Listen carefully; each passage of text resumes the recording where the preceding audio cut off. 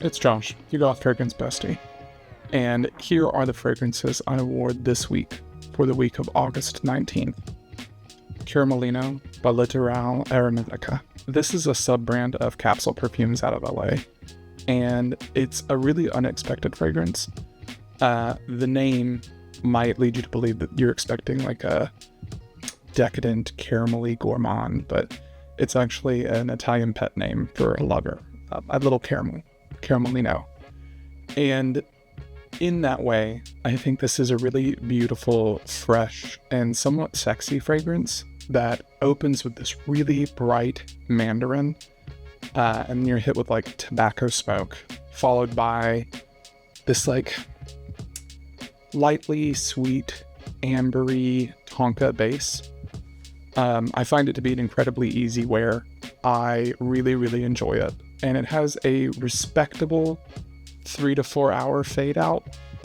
But I actually view that as a strength with this fragrance, because you could either reapply it to keep this handsome Italian vibe, or you could in fact, swap it for something darker or sultrier for a date night or something like that. So I think this is a really easy wear, lovely fragrance. Next up, we have Paradisi from Jorum Studios. I want to try so many things from Jorum Studios, and Paradisi is the third of their fragrances to join my collection. It is really hard to verbalize the way that this perfume kind of morphs and shifts as you wear it.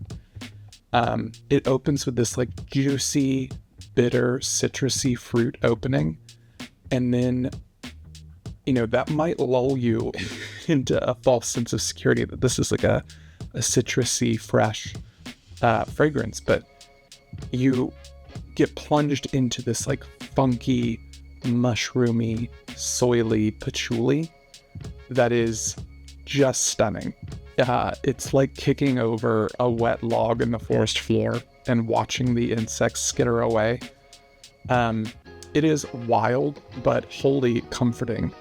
I found it a lot like a childhood adventure in a way. It starts off very like bright, fresh, exciting, and then gets kind of funky and weird, and it's whimsical in that manner, while still being composed enough to wear with confidence.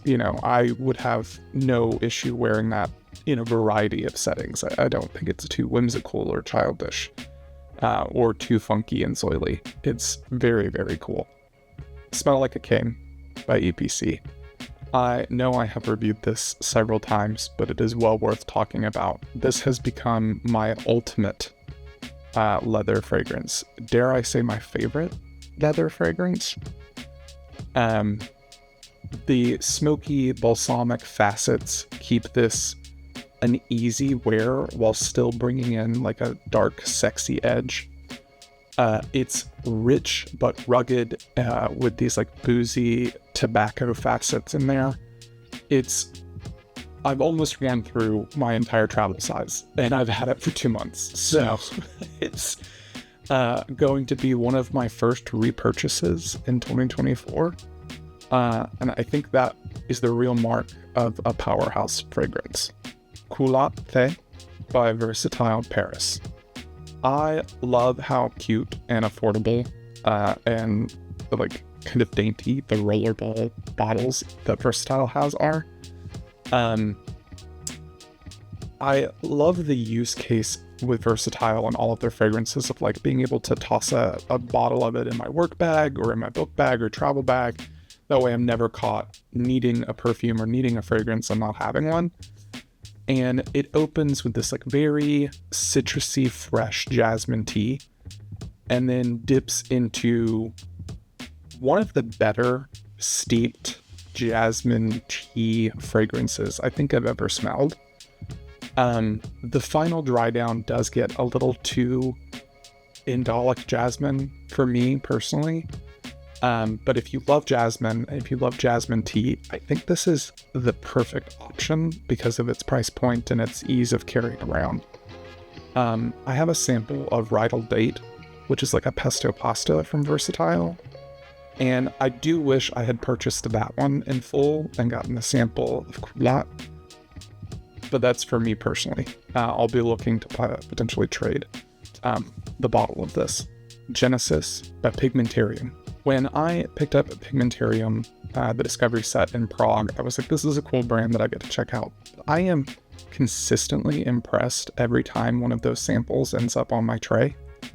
The website describes Genesis as a refreshing gasp, and I think that is the perfect description of this fragrance. You get hit with this like really sharp verbena and laurel with these like punchy aldehydes in the openings. And then as it dries, you start getting like really crisp apple and green fig. I don't love apple in perfume, and this is one of the first apple perfumes that I did not mind wearing for an extended period of time because the sharpness and crispness kind of stayed throughout, and it remained very refreshing. It is perhaps like a distant relative of the Aventus style DNA. So if you're a fan of that, you could definitely probably enjoy Genesis by Paradisi. It has a lot more character, though. Aldehyde 44 by the Labo. I go to great lengths typically to avoid talking about or promoting brands that are owned by Estee Lauder or L'Oreal. Le Labo is unfortunately one of those. But I would be remiss not to talk about Aldehyde 44 because it is the perfume that brought me into the world of fragrance and kicked off my collection. The distinctly dirty character that is Le Labo's DNA, mixed with the like powdery, fluffy aldehydes, it's almost contradictory in like this dirty cleanliness. It's soft where you would expect sharp, and it's muted where you would expect loud. It really showed me that fragrance could be more than this smells good, or this smells bad, or this smells clean, or this smells boozy. And it really kind of set in motion everything you see before me.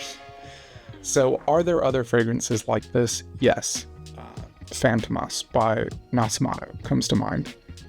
Are there options from companies that aren't owned by cosmetic giants or Zionists? Yes.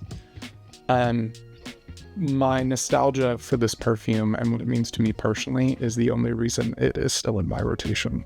And rounding out the week, we have Trompette 8 by Filippo Sorcinelli. The Extrait de Musique series is, in my opinion, Filippo's best collection. I want all 6 of them. I have one so far. But Trompette 8 is named after the highest register in the organ of Notre Dame.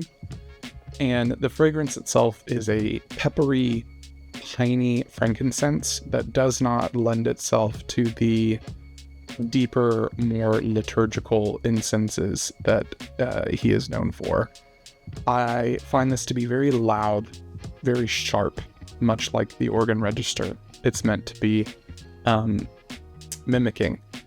I enjoy that this is like a very gothic take on a fresh fragrance. It is incense and pepper, but fresh and sharp. And I think that is very unique. So that is what I wore this week. Tune in next week, as well as if you're interested in checking out my favorites for August, that video will be coming soon. I'll see you next time. Bye.